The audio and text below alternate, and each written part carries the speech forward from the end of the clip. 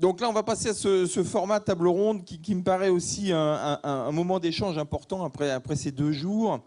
Pour avoir une vision un peu plus globale, même si la présentation de Stéphane, je pense, est tout à fait, quand on est parti de la présentation de hier, donc de Gilles Boeuf, hein, qui nous a tracé un petit peu le portrait et la voie à suivre pour le biomimétisme avec celle de Stéphane, eh bien, on fait un ensemble. Là, on repart des besoins humains et comment on peut utiliser le biomimétisme pour y arriver. Donc là, je pense qu'on a un petit peu bouclé le projet.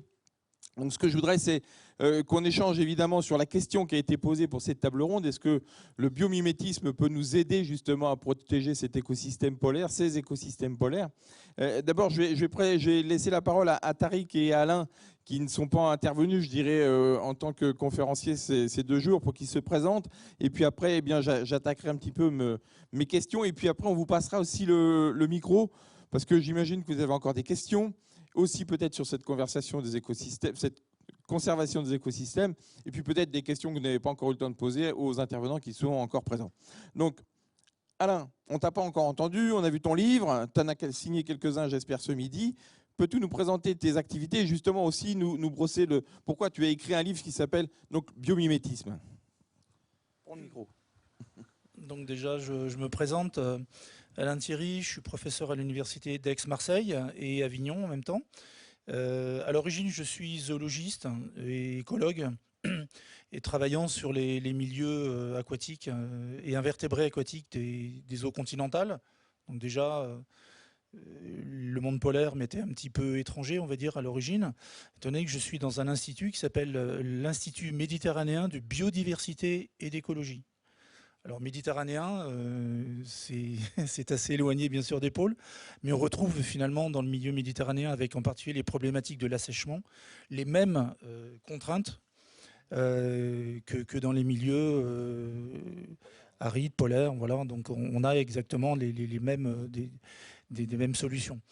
Alors à l'origine, bon, disons qu'en zoologie et écologie, le biomimétisme n'était pas encore vraiment de ce fait. Et c'est, on va dire, progressivement et un petit peu par hasard que je me suis orienté sur cette démarche, car je suis passé par une étape qui est écotoxicologie, c'est-à-dire à tester des polluants, et en particulier les nanoparticules, sur des modèles animaux, invertébrés aquatiques. Donc on est venu me chercher pour mettre au point des modèles. On a déjà abordé le problème des modèles au cours d'une ou deux conférences, d'une ou deux présentations. Et puis, encore une fois, le biomimétisme, c'est aussi beaucoup de sérendipité, très souvent. Ça a été également évoqué. Le hasard a fait que nous avons découvert un système de mucus et de gélification des méduses qui permet de décontaminer les eaux marines, les eaux douces, de la totalité des nanoparticules. Alors, c'est breveté, bien sûr, des publications à la clé.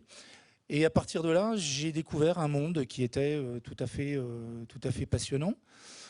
Car finalement, la nature, on l'a vu à travers toutes les interventions, nous offre.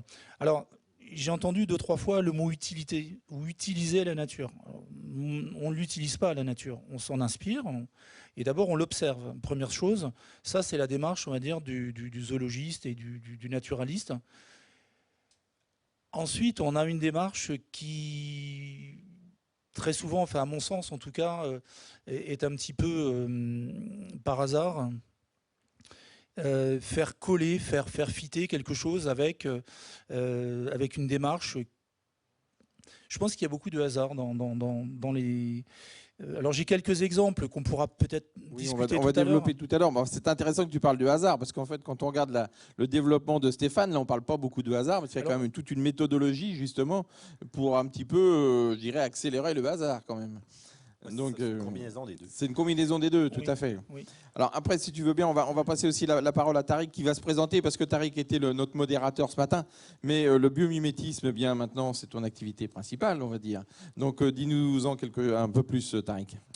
Bon, déjà, merci encore une fois de m'avoir invité, Rémi. Je connais Rémi depuis plusieurs années, presque 20 ans maintenant, je pense.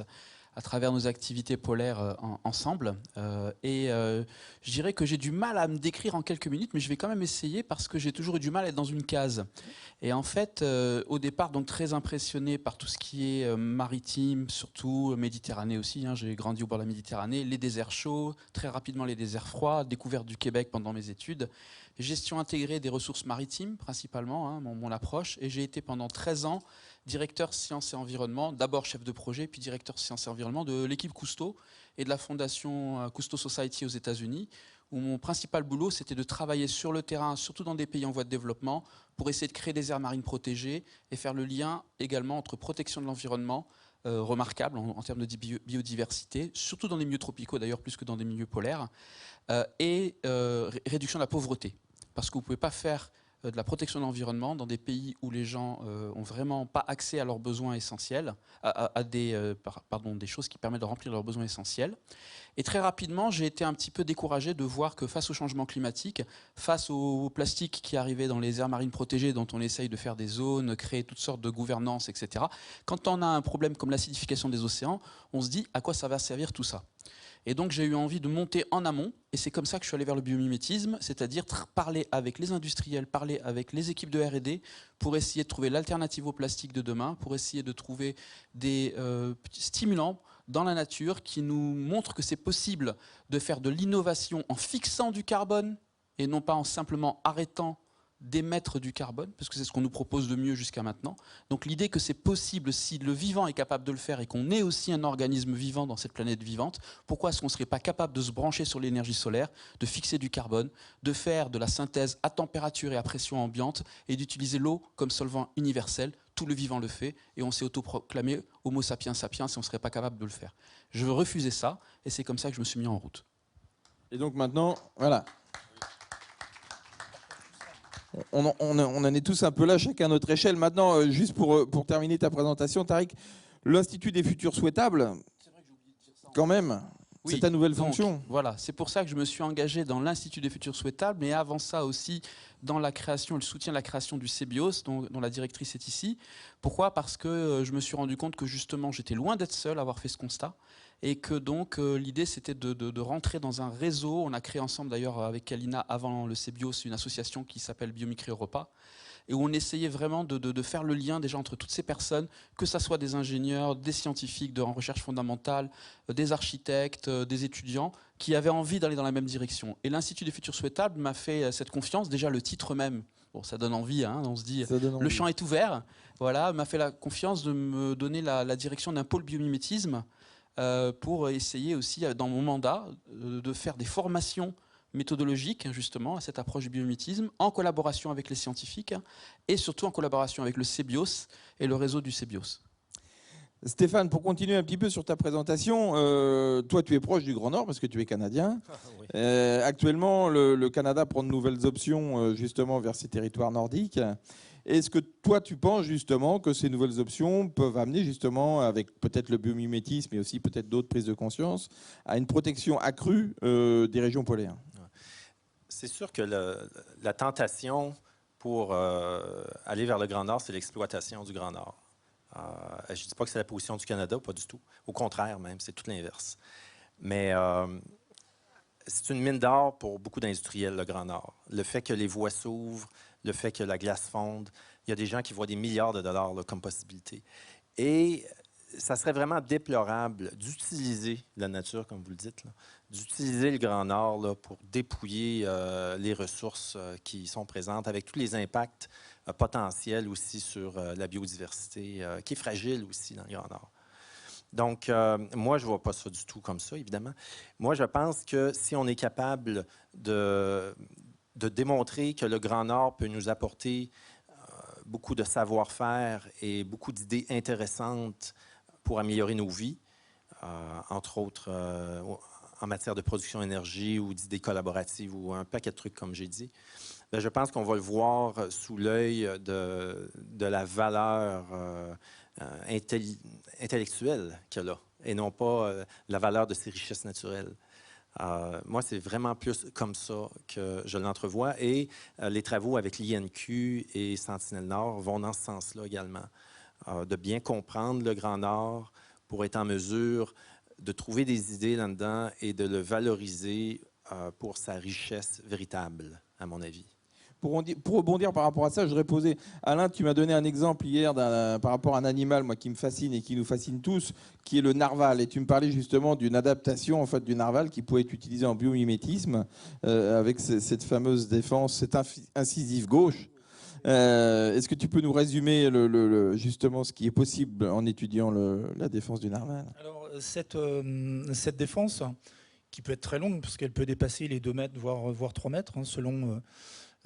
principalement c'est même exclusivement chez les mâles. Bon, il y a quelques cas, mais c'est quand même un dimorphisme sexuel, on va le dire. Pendant très longtemps, cette dent, qui d'ailleurs a donné la mythologie de la licorne, hein, enfin, la licorne, c'était quand même... Et on s'est rendu compte en réalité que cette défense avait un sément qui était truffé de tout petits tubules, qui sont de l'ordre micrométrique, et que ces tubules sont des senseurs, des capteurs pour analyser en continu la salinité, le pH et toute la qualité physico-chimique de l'eau. C'est-à-dire qu'en fonction de ça, les narvals sont capables de se déplacer du front glaciaire, du front de la banquise, et d'évaluer leurs conditions optimum, on va dire, de nage, enfin, ou de vie. Et à partir de là, donc, des industriels commencent à vouloir utiliser et copier ces senseurs qui sont reliés au système nerveux directement. Et là, récemment, on a découvert une autre adaptation, c'est que cette corne permet également de compléter un peu comme les dauphins, si vous voulez, le repérage sous la banquise, parce que sous la banquise, la lumière est très modifiée, quoi. Ce qui fait que le narval est capable d'évaluer sa profondeur, la distance à la calotte glaciaire, comme une sorte de sonar, finalement. Et cette dent, finalement, actuellement, va servir de modèle, finalement, en tout cas de bio-inspirer des senseurs biologiques. Voilà, donc une raison de plus aussi. Moi, ce que je constate aussi par rapport à toutes les interventions, celle de Géraldine, celle d'Yvon, et je pense que ça pourrait être intéressant de se poser la question, on a quand même un problème, c'est l'évaluation financière.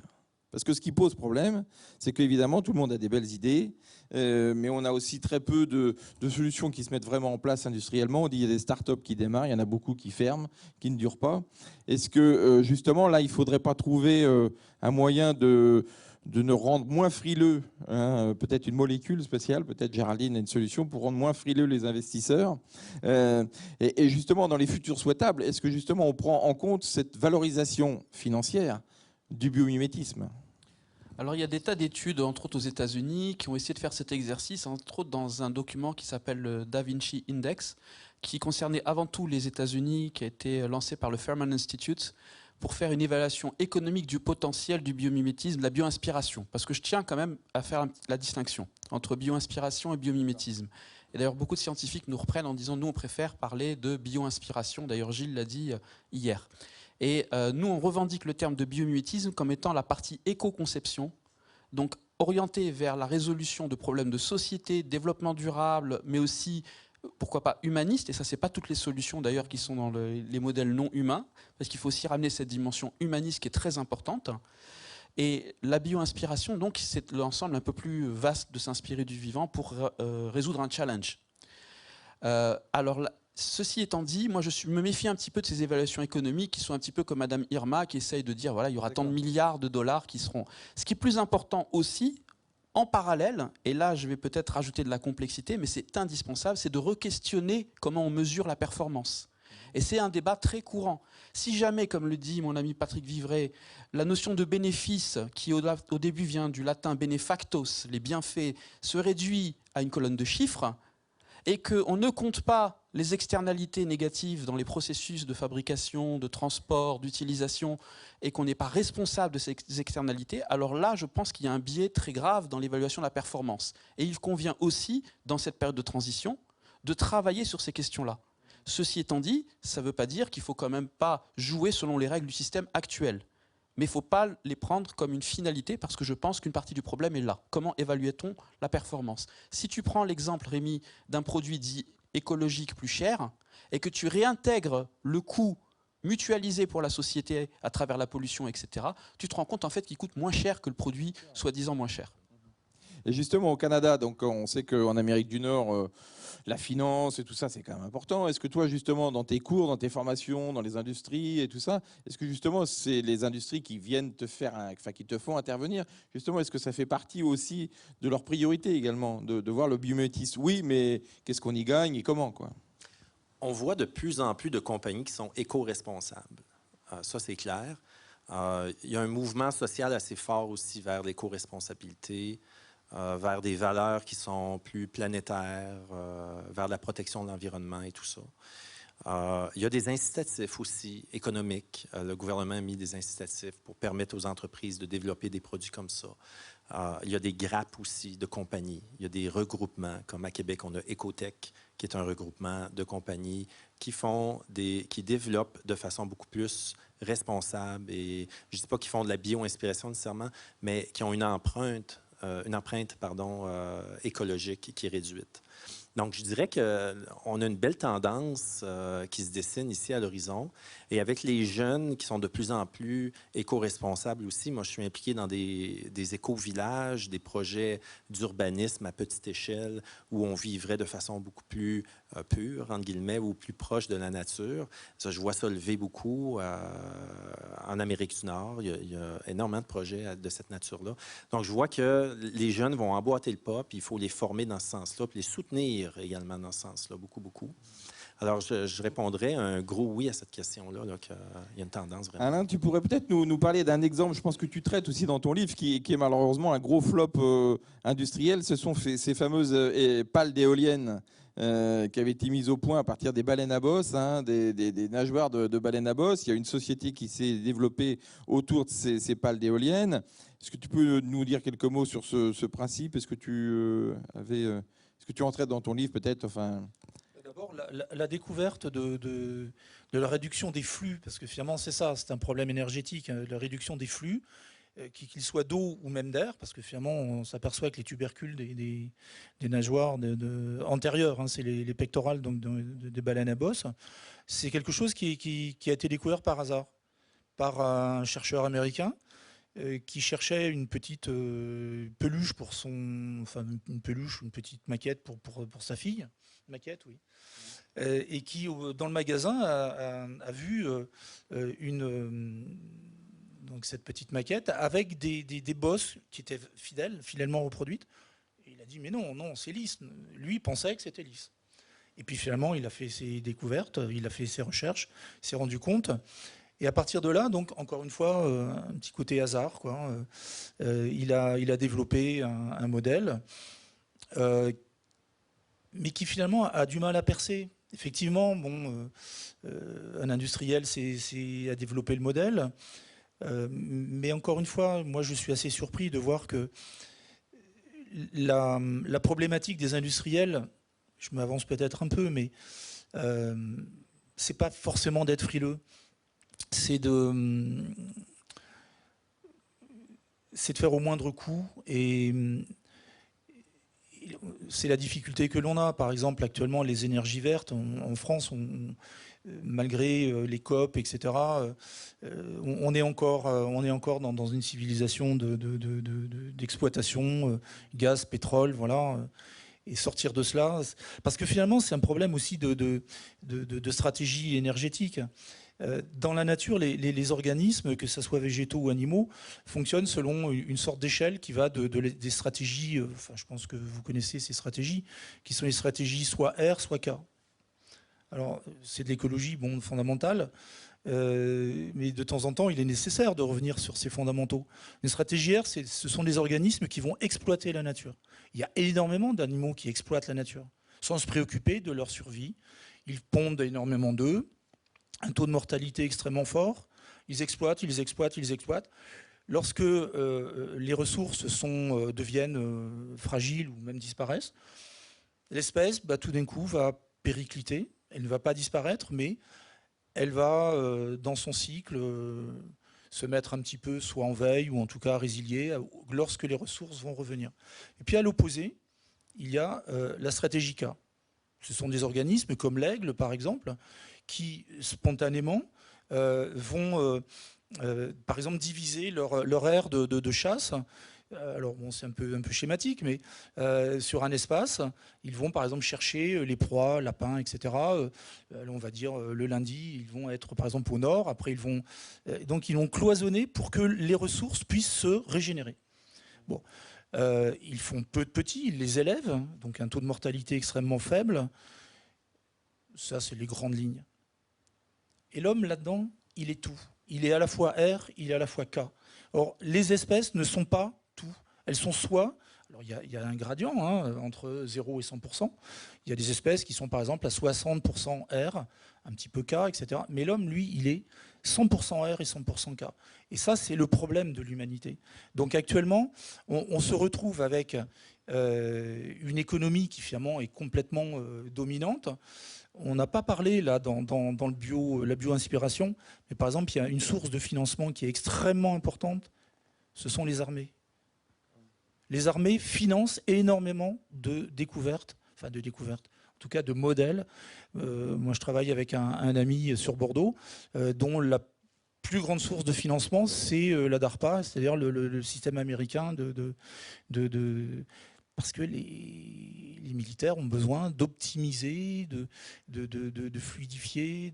Et donc, il y a beaucoup de découvertes qui ont été faites avec le financement de l'armée. Mais la société civile, actuellement, on est vraiment dans des difficultés de financement, ce qui rejoint ce que tu disais tout à l'heure, Rémi. Tariq, tu voulais compléter? Non, simplement par rapport à l'exemple de Well Power System, donc cette compagnie qui a développé donc les pales d'éoliennes inspirées des bosses, des baleines à bosse sur sur les nageoires, les tubercules, oui. En fait, le créateur raconte que ils ont fait un prototype, tout a très très bien marché. En termes de prototype, il y avait une efficacité beaucoup plus importante à faible vent et avec moins de production de bruit même, une des nuisances des éoliennes. Et en fait, pourquoi ça n'a pas marché principalement, semble-t-il, c'est que les carnets de commandes des éoliennes actuelles sont pleins, qu'il y a eu des investissements dans des équipements pour fabriquer ces éoliennes et que les industriels n'ont aucune raison de prendre la moindre chance que de changer leur process actuellement. Et donc il y a aussi une question de contexte. Parfois une bonne idée arrive, comme tu le disais Yvan, par rapport à la biochimie du vivant. Une start-up qui ne réussit pas, ça ne veut pas dire qu'ils n'avaient pas la bonne idée, ils n'étaient peut-être pas dans le bon contexte. Le bon timing. Et puis je voulais peut-être compléter aussi par rapport à ce que je disais tout à l'heure, que même si bien sûr il y a un idéal qui est de réévaluer un petit peu la façon dont on évalue la performance, ça n'empêche pas quand même d'avoir un langage économique audible quand on parle de bio-inspiration à forte valeur ajoutée sociétale, parce que, par exemple, actuellement, il y a des évolutions récentes par rapport au changement climatique, entre autres, qui est une chose historique dans l'histoire de l'humanité. Je tiens à vous dire tous, chers amis, peut-être chaque génération d'humains pense un peu ça, mais là, je vais vous le prouver en quelques minutes, nous vivons une époque historique dans toute l'histoire de l'humanité. Pourquoi? Parce qu'avant, vous pouviez dire « mon village contre le tien, mon empire contre le tien, mon pays contre le tien ». Mais c'est la première fois qu'on est confrontés tous ensemble à un problème qui touche l'ensemble de la planète, le problème de l'atmosphère, et aussi je rajouterai celui de l'eau. Et ça, c'est jamais arrivé. En tout cas, avec la possibilité d'échanger entre nous pour essayer de s'organiser. Donc oui, la COP de Paris, quelque part, c'est aussi historique de ce point de vue-là. Et oui, quand on sait que 20% des émissions mondiales sont liées ne serait-ce qu'à l'isolation des bâtiments, oui, les systèmes polaires peuvent nous donner peut-être des clés pour résoudre quelque chose qui contribue au changement climatique de manière assez significative. Ce n'est pas 2 ou 3%, 20%, juste pour le bâtiment. On l'a bien vu avec la présentation de Mohamed, qui était tout à fait parlante, on va dire. Et pour continuer sur le Grand Nord, il y a quand même, je dirais un fragment du Grand Nord dont on n'a pas parlé, et peut-être tu pourrais nous en dire quelques mots, Stéphane. Ce sont les populations locales, parce que je sais que toi, tu as des projets aussi qui sont pour l'instant à l'état de projet, mais qui sont en mûrissement. Et toi, tu penses que le biomimétisme, par rapport aux populations locales, qui ont d'autres problématiques aussi même que les nôtres, est-ce que le biomimétisme peut, au-delà même du côté économique, est-ce que du point de vue social, culturel, peut être aussi une arme aussi? Moi, je pense aux jeunes, surtout. J'ai un de mes amis qui travaille dans le Grand Nord du Québec comme policier à la SQ, à la Sûreté du Québec. Puis il me raconte un tas d'histoires en rapport avec les populations du Grand Nord québécoises. Et c'est sûr que ce sont des gens qui ont été mis devant certaines réalités. OK. Donc, le fait que l'homme blanc soit débarqué avec sa technologie et tout ça, puis on sait que les peuples amérindiens sont très fragiles du point de vue génétique à l'alcool. Il y a quelque chose qu'ils ne peuvent pas métaboliser là, à cause d'une enzyme ou quelque chose. Donc, ça en fait des cibles faciles pour du ravage social dû à l'alcoolisme. Et les jeunes en souffrent évidemment parce que les pères de famille et tout ça, et les mères de famille, des fois, en sont affectés. Et moi, je vois le biomimétisme comme, encore là au niveau formation, comme une possibilité de faire le pont entre leur culture ancestrale qui est tournée vers la nature et le monde de la technologie, le monde de l'homme blanc, si je peux dire, qui a débarqué là et qui est arrivé avec cette technologie. Parce qu'un peuple traditionnel, si tu lui garroches, si je peux dire, de la technologie, puis il la bouffe. Traduire ça peut-être en français de France. Je suis québécois. Hein? J'essaie de m'adapter ici, là, mais mon petit instinct québécois ressort des fois. Tu lui balances. Je traduis, j'ai OK, parfait, merci Tariq. Donc, si tu lui lances au visage de la technologie, eh bien, c'est facile à gober, sauf que qu'est-ce qu'on fait de notre culture puis nos modes ancestraux? Je ne sais pas trop, ça peut tomber aux oubliettes, mais c'est enraciné chez eux, ça, c'est très important, ça. Donc, moi, je crois que le biomimétisme peut peut-être aider les jeunes à trouver une avenue intéressante qui rejoint une avenue professionnelle, peut-être, qui rejoint la nature et la technologie, faire le pont entre les deux, puis retrouver un peu de paix là, par rapport à cette situation-là. Tariq, dans l'Institut des futurs souhaitables, toi, tu as une grosse fonction justement de sensibilisation et de formation. Et justement, cette formation s'adresse à qui en particulier? Aux entreprises Alors c'est intéressant, Rémi, parce que pendant plusieurs années, d'abord au sein de l'association Biomimicry Europa, avec le CBIOS également, on a très été appelé par les entreprises, y compris des PME, des grands groupes, des startups ou des individus qui organisaient des événements, pour d'abord découvrir le concept. Et là, on est passé dans une phase qui est assez intéressante parce que grâce, entre autres, aux efforts d'organisation du réseau du CBIOS, les grandes entreprises commencent à dire bon, OK, on trouve que c'est super intéressant, les grands groupes, entre autres, mais comment on fait pour passer à l'étape suivante, au-delà de la métaphore sympathique? Et donc, d'où l'importance de mobiliser effectivement des méthodologies, un peu comme ce que tu as présenté, Stéphane, pour montrer qu'il y a des méthodologies et on ne réinvente pas la roue. On va aussi chercher dans la théorie de l'innovation, par exemple, des étapes clés qui permettent de bien poser les problématiques. Par exemple, si tu demandes à un ingénieur, est-ce que vous voulez une nouvelle colle ou est-ce que vous cherchez de l'adhésion? Parce que les façons d'adhérer dans la nature qui ne sont pas des colles, il y en a des tas. Et si vous partez avec l'idée que ce que je cherche, c'est une colle, vous fermez déjà le zoom intellectuel et vous allez prendre une direction, alors qu'il y en a peut-être plein d'autres qui peuvent être des innovations de rupture que vous ne prenez pas. Donc bien apprendre à poser ces problématiques-là, puis ensuite à identifier les modèles vivants qui pourraient être potentiellement prometteurs. Effectivement, on a mis en place une formation en collaboration avec le Muséum d'histoire naturelle et le CBIOS, 2 jours au muséum. En plus, on profite d'une collection extraordinaire qui est une des plus belles du monde dans la Grande Galerie de l'Évolution, mais également dans les grandes serres, en faisant intervenir des chercheurs, des grands témoins au cours de la formation qui font du biomimétisme, soit d'un point de vue fondamental, soit d'un point de vue appliqué dans leur métier et dans leur entreprise. Et 2 jours à l'ENSI, les ateliers, qui est une école de design, où on va jusqu'à la phase prototypage. Et parfois, on va aussi au CBIOS pour finir ces 2 derniers jours. J'en profite pour vous dire qu'il y aura une grande exposition sur le biomimétisme en juin, qui s'appelle Biomimexpo. Ça sera juste après la formation, d'ailleurs, qu'on donnera à cette date-là. Avant de passer la parole au public, je voudrais juste redonner la parole à Stéphane quelques instants. Quand on s'est rencontrés au mois de juin dernier à Senlis, tu venais coacher en fait une équipe de jeunes Québécois qui présentait un projet tout à fait innovant et qui ont reçu le premier prix. Et donc, ce qui prouve aussi quelque part que tes méthodes d'enseignement portent leurs fruits. Est-ce que tu pourrais nous dire un petit peu ce qu'était le projet en fait, de ces jeunes? Parce que je pense que c'est tout à fait passionnant. C'est un projet qui s'appelle l'Aéonium. Donc, c'est un projet d'architecture, parce que c'est des étudiants en architecture, qui visait à collecter l'eau dans des endroits de sécheresse, des endroits où l'eau est difficilement accessible. Donc, la collecter, l'eau atmosphérique surtout, et comme en suspension dans l'eau, l'humidité relative et tout ça. Le brouillard, des choses de même. Et de la protéger également. Donc, pas juste la collecter, parce que jusqu'à présent, on voit beaucoup de collecteurs qui sont bio-inspirés, mais pas beaucoup de collecteurs qui protègent. Alors, celui-là, il y avait cette double fonction. Donc, collecter l'eau, ça s'ouvrait comme des stomates. C'est le principe des plantes isonophiles. Et l'eau était collectée, dirigée par des canalisations vers un bassin central, puis protégée parce qu'il y avait aussi le principe de la cocotte, des petites cocottes qui s'ouvrent et qui se ferment lorsque le temps est humide ou sec. Donc, ça se refermait quand c'était sec, puis quand le soleil rayonnait pour protéger l'eau en dessous. Et ça avait comme avantage aussi d'éviter aux porteuses d'eau de faire des kilomètres pour aller chercher l'eau, ce qui n'est pas trop intéressant puis pas trop pratique. Donc, le fait de l'avoir localement, dans la communauté, proche du village, c'est un intérêt qui est pas juste culturel, mais social. Et aussi, il y avait un autre élément à ça que je trouvais intéressant.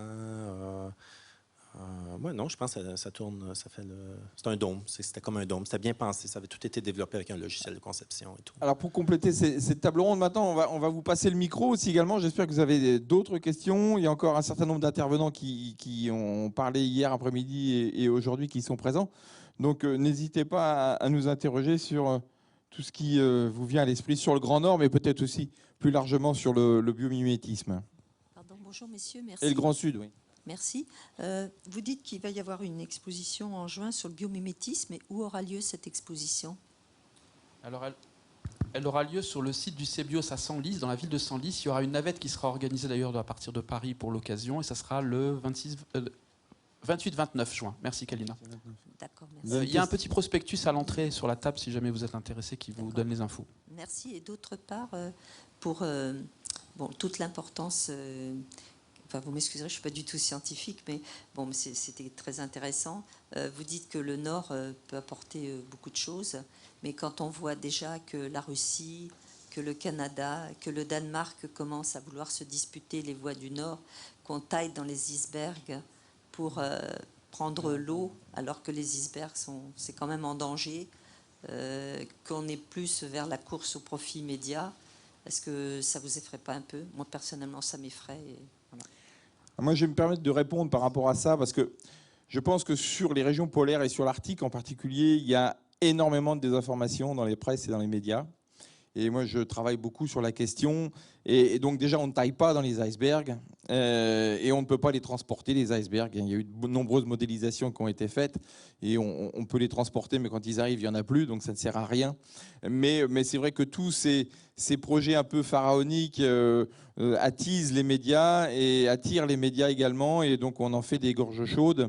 Il faut voir aussi que pour les problèmes de navigation et de géopolitique, et c'est un sujet moi, qui me passionne et dont on ne parle pas assez, la géopolitique de l'Arctique est quelque chose qui est actuellement crucial pour comprendre tout ce qui se passe et tout ce qui va se passer. Et que le Danemark, que la Russie, que le Canada essayent de développer ces régions-là n'est pas complètement absurde, déjà parce que c'est leur territoire.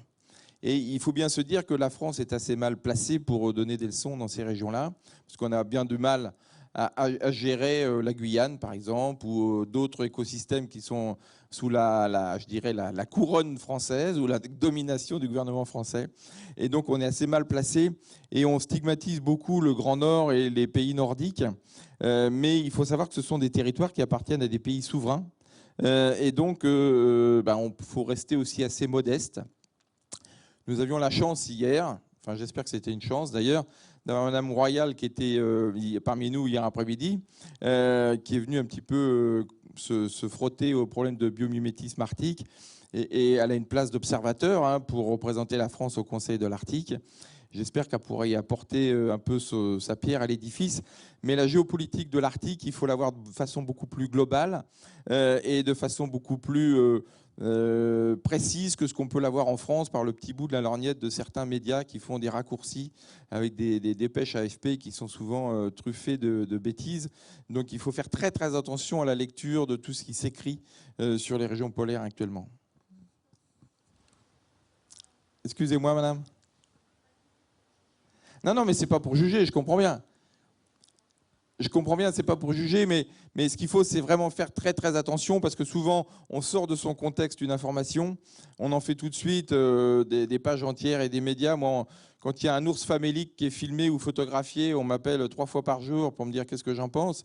Et souvent, ça ne correspond pas à la réponse que les journalistes veulent.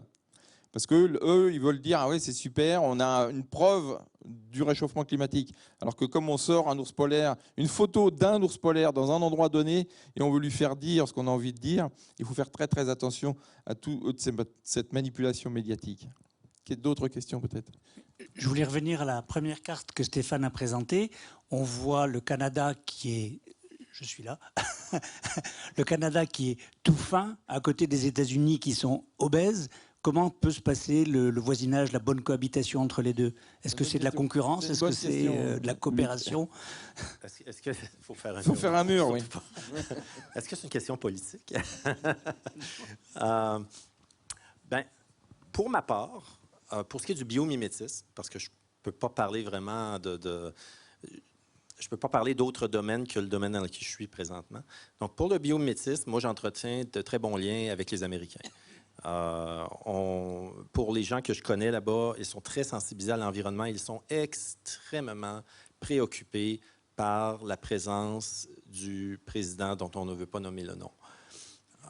C'est clair que ce genre de politique-là, ça ne va pas dans le sens du tout des politiques que Barack Obama avait mis en place, toute la sensibilisation par rapport à l'environnement. Il ne faut pas oublier que les États-Unis, ils commencent à voir certains effets des changements climatiques aussi. Cette année, l'année dernière, a été la plus coûteuse sous le point de vue des désastres environnementaux. Ils sont préoccupés par ça aussi. Qu'est-ce que ça va coûter dans le futur? Est-ce qu'on va devenir peut-être pas des rescapés de l'environnement, des désastres climatiques, mais est-ce que ce genre d'événement-là va se produire de plus en plus souvent? Donc, il y a une grande préoccupation aux États-Unis par rapport à l'environnement puis aux énergies nouvelles. Je le vois très bien. Il y avait des fonds qui étaient investis là-dedans. Là, j'ai l'impression que pour l'instant, c'est un peu mis sur la glace, si je peux dire ainsi. On parle de polaire. Pour ce qui est des relations avec le Canada, moi, j'entretiens de très, très bons liens, puis on fait de la collaboration ensemble pour des projets éventuels communs en matière de biomimétisme. Peut-être que les gens de l'ambassade voudraient commenter davantage. Non. Hélène nous dit non. Joker. D'autres questions? Devant Sylvain, là-haut, voilà. Monsieur Benamou, peut-être.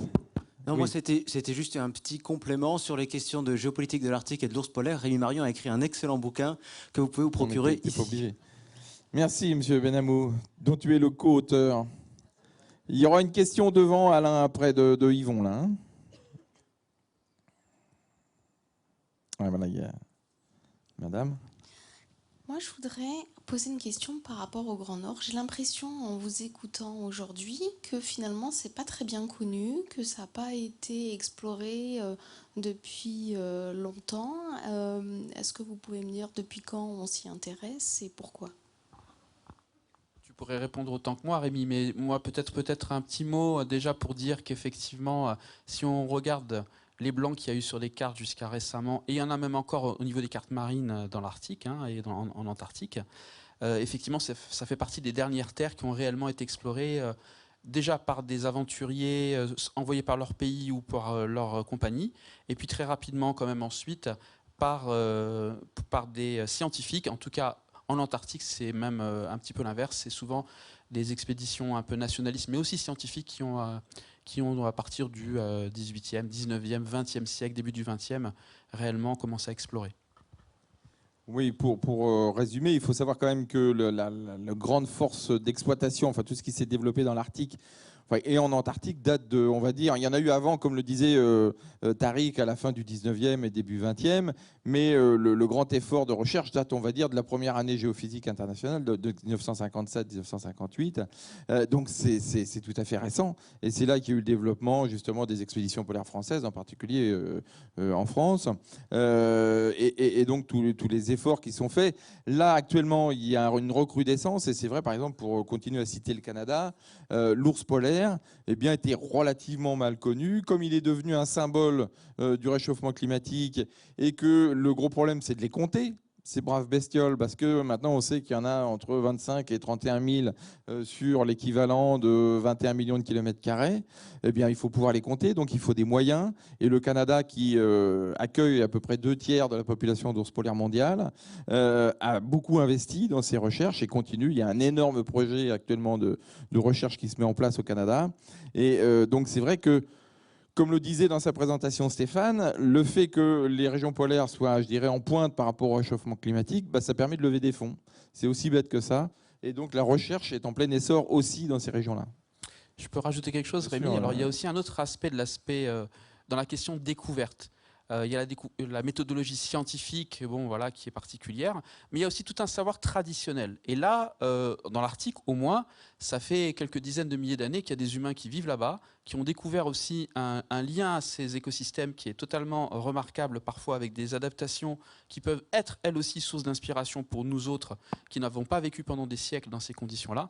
Il y a bien eu des changements dans l'époque moderne qui ont un peu bouleversé la donne, mais n'empêche que l'anthropocentrisme européen et occidental demande aussi être un peu cassé de temps en temps et se rappeler que beaucoup de ces régions du monde n'ont pas été découvertes par nous, mais par nos ancêtres qui sont allés là-bas il y a 10 000, 15 000, 20 000 ans. Yvon, une question ou un Oui, complément. je voudrais avoir votre commentaire sur l'information suivante. Hier, j'ai pris connaissance d'un nouvel article qui vient de paraître, il est sorti hier apparemment, dans Frontiers in Ecology and Evolution and Ecology, de Canadiens d'ailleurs. Le premier auteur est Pierre Le Gagneux, donc les universités de Rimouski, de Sherbrooke et de Laval. Et alors cet article, il commence par Notre Terre brûle. Je traduis le titre anglais. Notre Terre brûle. Comparaison de la couverture médiatique du changement climatique et de la biodiversité par rapport à l'information scientifique. Il montre, cet article, et je voudrais avoir votre commentaire là-dessus, que pour la biodiversité comme pour le changement climatique, l'information scientifique est comparable. Mais la couverture médiatique est 8 fois moins grande pour la biodiversité que pour le climat. Non, vraiment, vous touchez, Yvon, quelque chose qui me tient particulièrement à cœur, c'est-à-dire qu'en se focalisant sur le problème climatique, en fait, parfois, on se cache en fait la source vraiment des problèmes systémiques. Je compare souvent ça à un corps d'un homéotherme qui a la température. Est-ce que vous essayez juste de faire tomber la température ou bien est-ce que vous essayez de comprendre pourquoi il est malade? Et je pense qu'il y a une inscription au monde qui doit être questionnée, qui conduit à une érosion dramatique de la biodiversité, qui conduit par ailleurs à des problèmes de gaz à effet de serre. Mais en fait, c'est vraiment toute la façon dont on s'inscrit au monde qui doit être questionnée actuellement. Et prendre simplement un petit bout de la lorgnette du problème, c'est s'exposer à avoir encore une fois une vision mécanistique et utilitariste qui va conduire à ce qu'on appelle la géo-ingénierie, par exemple, en essayant de mettre du fer dans les océans pour stimuler la captation de CO2 grâce aux organismes photosynthétiques marins, essayer de recouvrir les glaciers de bâches pour éviter qu'ils fondent. Et là, vraiment, c'est du grand n'importe quoi. On ne se pose pas les bonnes questions et on met des espèces de sparadrap sur des jambes de bois en se disant que on va tout réussir à régler grâce à ça. Donc oui, effectivement, c'est quelque chose qui doit maintenant être rééquilibré. Ça ne veut pas dire que c'est le climat ou la biodiversité, c'est une lecture systémique et on a de plus en plus d'éléments pour maintenant donner justement de la profondeur intellectuelle à cette lecture systémique. Et je dirais que malheureusement, comme le disait Rémi, excusez-moi, c'est une réponse un peu longue, l'emballement médiatique fait qu'on va vers la simplification des messages et que du coup ça devient même contre-productif parce qu'un jour on va dire par exemple la calotte du Groenland a complètement fondu, alors que ce n'était pas vrai, c'était la première fois qu'on enregistrait une fonte sur la surface de l'ensemble de la calotte. Mais si toute la calotte fondait, c'est 7 mètres du niveau de la mer du jour au lendemain. Mais c'était une dépêche AFP qui disait ça. Et après, donc on crie au loup comme on dit, puis après on rame nous derrière pour expliquer, ah ben non, cette fois-ci c'était pas. Donc il y a un vrai problème de communication sur ces enjeux qui sont complexes et qui demandent quand même des éléments pédagogiques qui nous permettent d'appréhender cette complexité. C'est pour ça que je m'intéresse au principe du vivant, aux recettes comme si on donnait à un ingénieur un cahier des charges, fais-moi ça à température ambiante, fais-moi ça à pression ambiante, des déchets qui deviennent ressources, qui sont parés maintenant dans l'écosystème, et après on va voir ce qui sort de ça. Je trouve que c'est plus utile de monter en amont. Mais c'est tout à fait le propos, tu vois, des colloques comme on peut organiser avec Pôle Action. C'est-à-dire que nous, on essaie de donner à penser et donc de vous inviter à venir à la source des scientifiques, comme tu as pu nous exposer ce matin, plutôt que de donner ce qu'il faut penser au travers des médias. Moi, par exemple, quand on a écrit le livre avec Farid sur la géopolitique de l'ours polaire, il y a un exemple tout à fait simple. Il y a monsieur Al Gore, quand il a fait son film il y a maintenant un peu plus de 10 ans, enfin en 2007, il a extrait, ou ses documentalistes, même si ce film était tout à fait intéressant et tout à fait important pour une prise de conscience, ils ont extrait une information d'une publication américaine d'un biologiste qui étudiait les baleines franches au nord de l'Alaska. Par vision aérienne, il essayait de recenser la migration des baleines franches. Il a observé lors de ses vols des points blancs dans l'eau qui étaient très vraisemblablement des ours polaires noyés. C'est comme ça qu'il l'a écrit dans sa publication, sans beaucoup plus d'informations.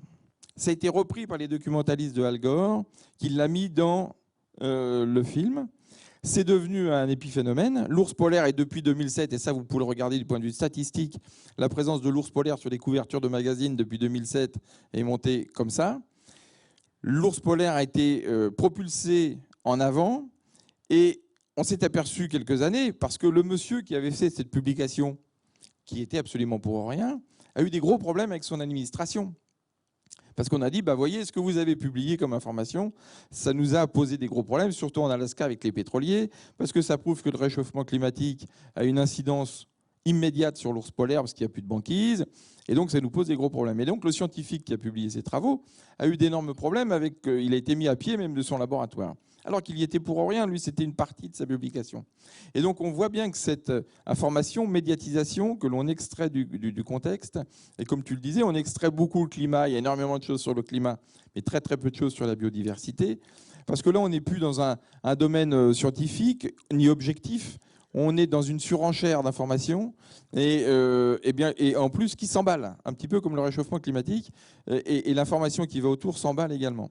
Et là, il y a un vrai gros problème, et c'est pour ça que nous, on va continuer, j'espère, avec des événements comme ici, même si on voudrait qu'il y ait aussi que vous soyez beaucoup plus nombreux, pour donner à penser, c'est-à-dire venir à la source de l'information, et pas rester sur ces dépêches AFP qui nous pourrissent la vie tous les jours, et en particulier sur des régions polaires. Et juste un dernier exemple, avant de vous donner la parole, j'essaye de faire court, mais c'est un sujet évidemment qui me passionne. Je discutais hier avec le conseiller en communication de Mme Royal. Je lui disais pourquoi il y a tant de bêtises écrites dans ces discours. Excusez-moi, hein, mais... Et il me dit, ah bah, en fait, ce sont les gens du ministère des Affaires étrangères qui lui écrivent ces discours. Donc des gens qui écrivent peut-être demain sur la situation au Nord Sahel et puis après-demain sur les régions polaires. Et donc évidemment, c'est pas de leur faute, mais évidemment, il y a forcément un hiatus entre les deux, quoi. Et le problème, après, l'information va se diffuser, et puis comme c'est quelqu'un qui est autorité... donc là, il y a aussi un gros problème de culture, de formation des gens qui s'expriment par rapport à ces régions-là. Et ça, c'est vraiment un gros problème. Alors, la solution, je ne sais pas s'il y a les biomimétiques ou culturelles ou médiatiques, mais il va falloir en trouver une parce que là, il y a un vrai gros souci. Et là, on a un gros effort à faire, c'est pour convaincre les politiques que c'est un sujet sérieux. Chirac, lorsqu'il a lancé le projet qui est devenu l'IPBES, avait été très bien conseillé par Nicolas Hulot, et il parlait de la biodiversité. Regardez son émoi lorsque la dernière ours des Pyrénées a été tuée par un chasseur. Par contre, moi j'étais à l'Élysée lorsque Sarkozy a fait le même genre de discours. Au moment où il a prononcé le mot biodiversité, il a changé de ton, comme s'il donnait quelque chose de moins sérieux que le climat. Et donc on a un gros effort à faire, c'est nous, hein, il faut qu'on fasse un gros effort pour dire aux hommes politiques c'est un sujet sérieux. Autre exemple, regardez l'abandon de Notre-Dame-des-Landes. J'ai présidé pendant 11 ans le conseil scientifique du patrimoine naturel et de la biodiversité, qui conseille les ministres de l'Environnement, et on a eu à évaluer le projet de l'aéroport. On a donné le même avis que le CNPN. Il y a sur Notre-Dame-des-Landes des zones humides exceptionnelles. Et ce qui est d'ailleurs très très amusant, c'est que l'existence de ces zones humides exceptionnelles est liée au projet d'aéroport. C'est ce qui les a préservées. Partout ailleurs, les paysans ont détruit, l'agriculture intensive a détruit ces mêmes zones humides. Bon, eh bien, lorsque la décision a été prise d'abandonner l'aéroport, j'ai été frappé de ce que cet argument n'a pas été utilisé. Comme si c'était un sujet moins sérieux. Non, mais complètement. On est tout à fait d'accord. J'aimerais peut-être... Vas-y Stéphane, vas-y. Ouais, la biodiversité, c'est tellement important parce que la biodiversité égale système. Donc, si on joue trop dans la biodiversité, on va impacter le fonctionnement du système ou des systèmes écologiques. Et en théorie des systèmes, moi je suis ingénieur en système, je peux le dire, mais ça s'applique aussi bien en biologie qu'en n'importe quel système. Quand on stresse un système, il s'adapte, il réagit, il oscille. Un système qui est stressé, qui est mis en dehors de son point d'équilibre, va osciller pour retrouver son point d'équilibre. Si on stresse trop le système, il y a une dégradation au-delà de laquelle le système ne peut pas revenir à l'équilibre. Il n'est plus capable de remonter et revenir où ce qui était. Donc, si on continue à stresser les systèmes écologiques comme on le fait, un bon matin, on va se réveiller et ces systèmes-là vont se dégrader considérablement et on ne pourra plus renverser cette tendance-là jusqu'à un nouveau point d'équilibre. Et ça, n'importe quel scientifique peut le dire, c'est démontré puis prouvé. C'est juste que peut-être qu'on ne veut pas le voir. C'est peut-être tout simplement ça. D'autres questions? J'avais un commentaire et une question. Je suis là, Rémi. Oui. Je suis là-bas. Oui, Donc, oui, c'était oui. sur ce sujet équilibre entre biodiversité et climat. Relisez le livre que Gilles Boeuf a cité hier, le livre de Guillaume Sainteny, Le climat, l'arbre qui cache la forêt. C'est un livre assez récent qui explique très bien, dans le contexte politique, comment tout le monde va dans le sens d'oublier la biodiversité par rapport au climat, qui effectivement, mais il y a une question de mode, et quand on cherche des sous, les scientifiques, on sait comment on fait, on prend les mots-clés qui sont du moment. Mais moi, j'aimerais revenir sur le narval, si vous me permettez, pour changer un petit peu. Vas-y, reviens François, reviens. Et donc, c'est vrai que cette défense est vraiment extraordinaire, des capacités incroyables, et qu'on commence à un tout petit peu à entrevoir. Mais alors, moi, j'ai une question de biologiste. Comment expliquer que si seuls les mâles ont cette défense, les femelles qui ne l'auraient pas, comment ferait-elle pour apprécier les évolutions de la qualité de l'eau et les repérages sous la banquise? Parce que globalement, dans une espèce, les ornements attributs sexuels, s'ils ont handicap, si leur absence handicape le sexe qui ne l'a pas, il y a un problème sur l'évolution peut-être. Ce qui a été étudié, donc, c'est cette fameuse défense qui est extrêmement longue, car elle a attiré les recherches. Et actuellement, les dents des femelles ne sont pratiquement pas investiguées. C'est-à-dire qu'on ne sait pas si elles possèdent les mêmes microtubules au niveau... Peut-être qu'elles ont la même structure du sément. Et actuellement, des chercheurs travaillent dessus, oui. Mais les découvertes, on va dire, au niveau sensorialité, sont très récentes. Il y a toujours une question de genre dans la recherche. Il y a souvent, si je peux... Le sexe du chercheur, le sexe de l'animal étudié. Oui. Mais ça rejoint la question de Yvon. C'est qu'au niveau des financements, on parlait de biodiversité, mais ça, c'est un petit peu, je veux dire, presque en aval. Parce qu'en amont, pour étudier la biodiversité, il faut des systématiciens, des taxonomistes, il faut des zoologistes. Bon, je ne défends pas ma paroisse du tout, mais si vous voulez, c'est un peu c'est ancestral. La zoologie n'attire personne. Demandez des financements dans les ANR, les contrats ANSES, etc. Si vous travaillez sur des insectes aquatiques ou terrestres ou autre chose, vos projets partent à la poubelle. Donc, comme vous l'avez très bien dit, il faut trouver les bons mots-clés. Les bons mots-clés, ce sont ceux qui permettent de communiquer sur... alors, il y a eu le boom des nanoparticules, je reviens à ça. Actuellement, on en parle beaucoup moins. Bon, actuellement, on est beaucoup plus... Oui, ça va peut-être revenir. Bon. Et donc, mais ce sont des moyens qui permettent... Moi, j'en suis fier d'avoir eu des financements importants par les nanoparticules pour permettre de continuer mes recherches en zoologie et mes recherches, on va dire, périphériques. Mais ce ne sont pas celles-là qui font vivre un laboratoire.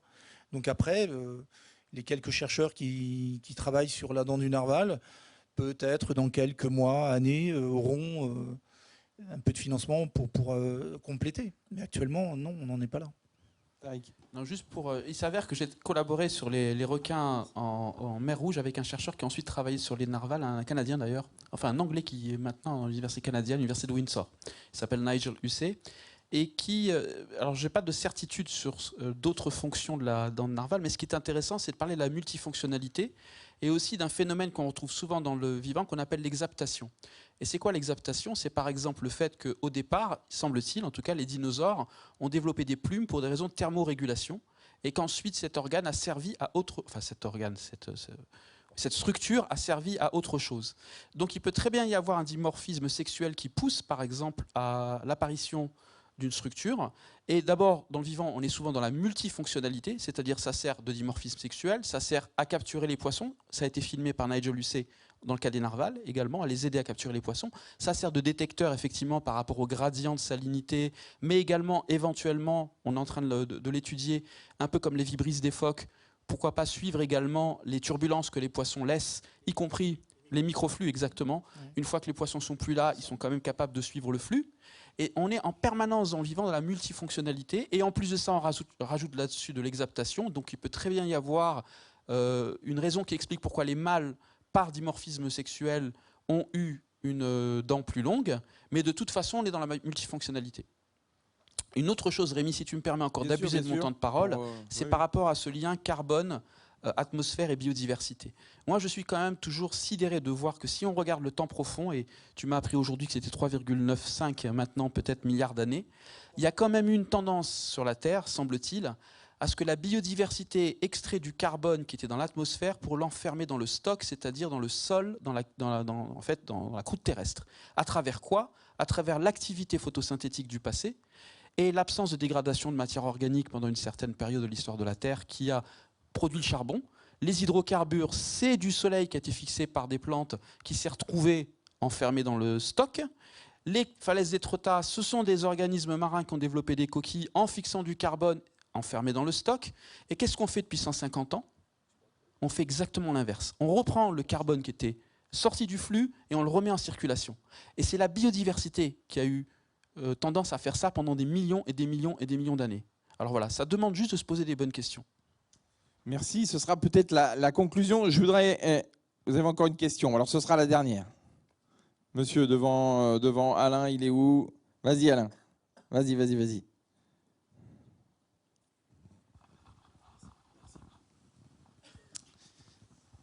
Oui, alors merci pour cette présentation. J'avais simplement une question puisque vous parliez d'un parallèle avec le sujet du climat. Qui a attiré beaucoup plus maintenant l'intérêt des politiques notamment. J'avais simplement l'idée que le secteur de la finance, lui, est aussi beaucoup intéressé par le sujet du climat, depuis notamment la COP21, et que l'intérêt de la finance pour ce sujet attire les politiques. La finance est aussi en amont de toutes les activités économiques. Et si les financiers comprennent l'intérêt qu'ils pourraient avoir à protéger justement la biodiversité, est-ce que cela ne serait pas un interlocuteur plus intéressant que les politiques finalement? C'est une excellente question. Je ne sais pas s'il est encore là, Bruno. Thierry, je veux dire. Non, il est parti, Thierry. Oui, sans rien vous... Enfin, juste... J'avais un de mes connaissances qui était dans la salle, qui est un gestionnaire de grosse fortune, on va dire. Donc c'était bien qu'il soit là. Parce que c'est comme... Bon, moi j'accompagne des voyages aussi, des voyages chers, parce que c'est dans l'Arctique canadien. Et avec des gens qui évidemment sont dans la finance souvent, ou ont des très très gros patrimoines. Donc c'est vrai qu'il faut les motiver, ces gens-là. C'est vrai qu'il faut les motiver parce qu'ils peuvent dire, bah oui, tiens, c'est drôlement bien le biomimétisme, le projet des ailes de baleine pour faire des éoliennes, ça peut être bien, et je mets quelques millions d'euros sur la table. Et c'est justement, donc je pense que c'est il y a la finance et puis il y a évidemment les politiques, comme le disait Yvon. Et donc ça ne va pas l'un sans l'autre. Alors toucher les gens de la finance, c'est presque plus compliqué que les politiques. Et puis les politiques, en plus, ils sont un peu comme les papillons, dès qu'ils voient la lumière, ils sont attirés vers. Donc mais c'est vrai que les gens de la finance, c'est très très important. Et c'est très très compliqué. Je peux vous dire que c'est très très compliqué, que de parler de ces choses-là, mais je vous dis que ça c'était assez intéressant et j'en parlerai à Thierry d'ailleurs pour avoir son sentiment par rapport à cette présentation-là, parce qu'il y a des gens qui peuvent mobiliser des fonds très très importants pour de la recherche. Il faut qu'ils y voient pas simplement un intérêt financier, parce que c'est pas au point où ils en sont, c'est plus vraiment dans la motivation. Pas uniquement, je dirais. Il faut qu'il y ait aussi un intérêt intellectuel parfois. Et donc c'est vrai que ça peut être l'obumimétisme, peut-être justement un des arguments, justement pour peut-être les faire bouger dans les rangs et se dire on va peut-être essayer de financer tel ou tel projet. Mais c'est vrai que c'est très très compliqué. C'est très compliqué de toucher ces personnes-là. Voilà, bon, c'est un de nos challenges aussi, je pense. Bon, moi je rajoute un petit quelque chose, c'est que d'un point de vue purement écologique, pratiquement toutes les espèces, végétales, animales, enfin, ou alors on pourra peut-être me contredire, mais sont dans un système pour le maintien des populations, dans un système de gestion et d'équilibre. C'est-à-dire qu'il n'y a pas de système de profit. Moi, à ma connaissance, les espèces d'insectes, de crustacés, etc., ne sont pas dans un système comme la population humaine. Nous sommes les seuls. C'est le profit, c'est-à-dire exploiter pour bénéficier de quelque chose supplémentaire qui ne sert finalement à rien. Parce que quand vous avez une personne qui accumule des milliards et des milliards au détriment de 30, 40, 50 millions ou plus de personnes qui vivent sous le seuil de pauvreté, ça, ce n'est pas un système qui peut perdurer.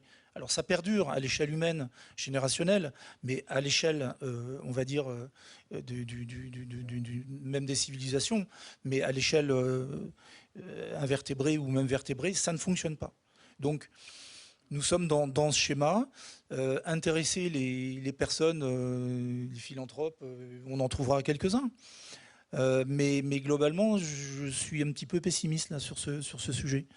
Vas-y, mais ce sera la dernière. Non, mais c'est un sujet très important parce que dans le cadre de mes activités, entre autres pour la Fondation Cousteau, je me suis beaucoup penché à ces questions-là, particulièrement pour le financement des aires marines protégées dans le cadre de pays pauvres. Et donc, il faut savoir qu'il y a quand même des efforts internationaux importants pour réfléchir sur ces questions-là à travers ce qu'on appelle les services écosystémiques. Donc l'évaluation économique des services écosystémiques, c'est-à-dire essayer de voir si on ne peut pas mettre des chiffres sur ce que nous permettent les écosystèmes en termes de prélèvement, la pêche, le bois, les essences médicinales, etc. En termes éventuellement donc, de régulation, par exemple le carbone, avec une forêt qui pousse, qui fixe du carbone, mais aussi qui empêche sur un bassin versant éventuellement des inondations, de purification d'un marais, par exemple, services culturels, un site sacré, le fait qu'on se promène avec sa famille dans la forêt le week-end, et services de soutien, production d'oxygène, grand cycle des éléments. Et le problème avec ça, c'est que c'est un excellent premier pas pour rendre visible ce qui n'était pas dans les comptes des entreprises et publics. Et il y a pas mal d'outils maintenant qui se mettent en place pour faire cet effort-là, mais c'est biaisé. Et c'est dangereusement biaisé parce qu'il y a encore une vision très utilitariste avant tout. Et je vais vous donner juste un petit exemple. Si vous prenez du diamant ou de l'eau, c'est ce qu'on appelle la valeur d'usage versus la valeur d'échange. Vous allez gagner beaucoup d'argent en vendant un diamant, mais si vous êtes perdu dans le désert avec un diamant, vous ne survivrez pas. Maintenant, de l'eau. Pour faire fortune dans l'eau, il faut être une très grosse compagnie qui en vend des milliards d'hectolitres. Sans eau dans le désert, vous mourrez. Et en fait, à chaque fois qu'on fait une évaluation économique, on a tendance à privilégier avant tout la valeur d'échange par rapport à la valeur d'usage. Donc, biais numéro 1, très dangereux. On est dans un réseau d'interdépendance, tu parlais de la théorie des systèmes, qui est qu'on a toujours l'illusion, même dans notre langage, de dire la nature versus nous, alors que nous sommes un tissu du vivant, tous ensemble sur cette planète, et un des motifs s'appelle l'humain. Et bonne nouvelle, la nature a déjà connu des problèmes très importants dans l'histoire de la vie sur Terre, et elle s'en est remise. Mais nous, humains, on a dépendu d'une certaine stabilité, en partie climatique, avec quelques glaciations quand même, et en grande partie grâce à notre lien d'interdépendance avec une certaine biodiversité qu'on est en train de déchirer à grands fils. Et ces grands fils-là, on est tissé de ces fils-là. Bon, voilà une conclusion qui n'est pas très optimiste. Juste un point pour répondre à notre Vas-y, ami, Alain, mais juste pour terminer. Vraiment, un problème actuellement qui nous intéresse, c'est le problème de la compensation écologique. C'est-à-dire qu'à chaque fois qu'il y a des destructions écologiques de territoires, actuellement, les sociétés, le chiffre ou les chiffres, pour compenser par de l'argent. C'est-à-dire qu'on n'essaye pas de faire des mesures de restauration, ou très peu en tout cas. Et par contre, nous, en Provence, on a des cas assez concrets où, face à une destruction de garrigues, etc., on nous propose, enfin à nous, pas moi personnellement, mais en tout cas au niveau des communes, on propose de l'argent. Tant qu'on sera dans ce schéma, il n'y aura pas d'avancée possible. Car une destruction de biodiversité ne se chiffre pas en termes d'argent. Si tu me laisses sur une touche pessimiste, je vais me faire virer. Donc, alors, un peu d'optimiste ou rien. Dans l'Institut des futurs souhaitables, on parle d'armes de construction massive. Et le biomimétisme peut être une arme de construction massive. Et c'est pour ça, en fait, que je vous enjoins vraiment à vous pencher un peu plus. Voilà un très beau mot de conclusion, mon ami Tariq.